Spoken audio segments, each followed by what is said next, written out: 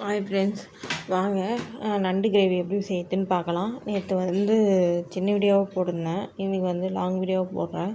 நண்டு வாங்கின்னு வந்துட்டு 1 kg வாங்கின்னு வந்தாங்க அப்பா.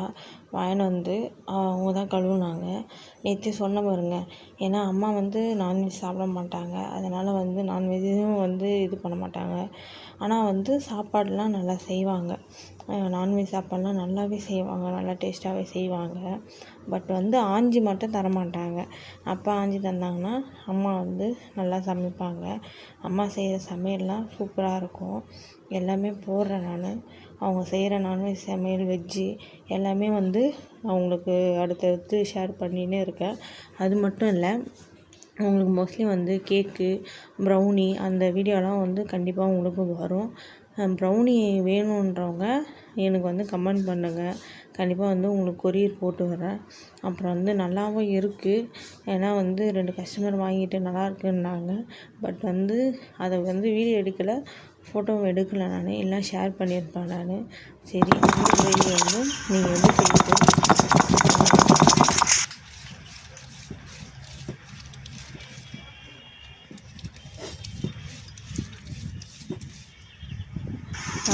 பாரம்பரியப்படி அம்மாவுக்கு எப்போயுமே அம்மியில் தான் வச்சு அரைப்பாங்க. எதாக இருந்தாலும், எந்த மசாலாவாக இருந்தாலும் அம்மியில் வச்சு தான் அரைப்பாங்க. மிக்சியில் அரைச்சேன்னா எங்கள் அண்ணனும் சாப்பிட மாட்டான். ஏன்னா மிக்சியில் அரைச்சேன்னா ஒரு மாதிரி டேஸ்ட் வேறு மாதிரி இருக்கும்.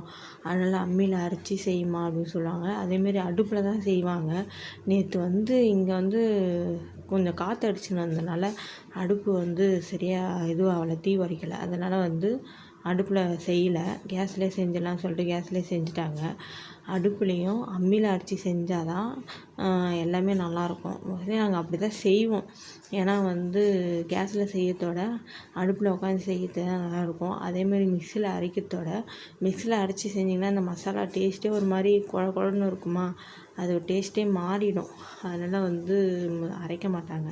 அம்மியில் அரைச்சி நல்லா இது மாதிரி செய்வாங்க. நல்லா அதுக்குள்ளே பார்த்தா மசாலா ரெடி பண்ணுறதுக்குள்ளே அப்பாவும் நண்டெல்லாம் நல்லா கழுவி கொடுத்தாரு. அதுக்கப்புறம் குழம்பு தாளிக்க ஆரம்பிச்சிட்டாங்க அம்மா. சரி வாங்க, குழம்பு எப்படி தாளிக்கிறாங்கன்னு நம்ம போய் பார்க்கலாம்.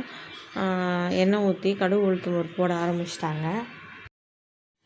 ஏற்கனவே வயல் நண்டு பார்த்துருப்பீங்க, வீடியோ போட்டிருக்கேன். வயல் நண்டு வேறு மாதிரி செய்யும், இந்த நண்டு வேறு மாதிரி செய்வாங்க. வயல் நண்டு மிளகு ஜீரகம்லாம் அரைச்சி அம்மியில் தான் அரைச்சி அது செஞ்சுருக்காங்க. அது என்னென்னா, இப்போ இன்னும் நல்லா மழை பெஞ்சால் தான் இங்கெல்லாம் வயல் நண்டு கிடைக்கும். மழை கொஞ்சம் கம்மியாக இருந்தால் வயல் நண்டு பிடிக்கல. சரி, கடல் நண்டு வாங்கிட்டு செய்யுமே சொல்லிட்டு செஞ்சோம். கடல் நண்டுக்கு மிளகு ஜீரகம்லாம் போட மாட்டாங்க. வெறும் பச்சை மிளகா, வெங்காயம், தக்காளி தான் அரைச்சி போட்டால் குழம்பு கொஞ்சம் திக்காக வரும்னு சொல்லிட்டு எங்கள் அம்மா ஸ்டைலில் அந்தமாரி செஞ்சாங்க. நல்லா தான் இருந்தது. சில பேர் என்னென்னா இஞ்சி, பூண்டு, மிளகு, ஜீரகம், அதெல்லாம் தனியா அதெல்லாம் போடுவாங்க. அதெல்லாம் என்னென்னா வயல் நண்டுக்கு போட்டால் நல்லாயிருக்கும், நல்லா டேஸ்ட்டாக இருக்கும். ஏன்னா வயல் நண்டு அதெல்லாம் போட்டு செஞ்சால் தான் அந்த இதுவாக இருக்கும், நல்லாயிருக்கும் டேஸ்ட்டு. இதுக்கு அதெல்லாம் தேவையில்லை. நார்மலாக நம்ம செய்கிற மாரி செஞ்சோன்னா நல்லாயிருக்கும். எங்கள் அம்மா ஸ்டைலில் தான் செய்வாங்க, இந்தமாரி தான் செய்வாங்க. இந்தமாரி செஞ்சால் தான் எங்கள் அண்ணனும் சாப்பிடுவான். அதனால் இந்தமாரி தான் செஞ்சாங்க. அதுக்கப்புறமேட்டா மிளகாத்தூள், வீட்டில் அரைச்ச மிளகாத்தூள் தான் போடுவாங்க. வீட்டில் அரைச்சி வச்சுருப்பாங்க, அந்த மிளகாத்தூள் தான் யூஸ் பண்ணுவாங்க. கொஞ்சம் காரம் கம்மியாக இருந்தனால ஒரு 5 டீஸ்பூனாக போட்டாங்க. போட்டு நல்லா கொதிச்சதுக்கப்புறமேட்டா அந்த கசகசா இருக்குது பாருங்கள், அது கசகசாவும் தேங்காயும் கொஞ்சம் திக்னஸ் கொடுக்கறதுக்கோசரம் ஊற்றிட்டு ஒரு 2 நிமிஷம் கொதிக்க வச்சுட்டு அதுக்கப்புறமேட்டா கருவேப்பிலை, கொத்தமல்லி போட்டு இறக்கிட்டாங்க. அப்புறம் சாதம் வச்சுட்டு ரசம் வச்சு அந்த கிரேவி கூட வச்சு சாப்பிட்டோம். சூப்பராக இருந்தது. இந்த மாதிரி செஞ்சு பாருங்கள், நல்லாயிருக்கும். மறக்காமல் லைக் பண்ணுங்கள், ஷேர் பண்ணுங்கள்.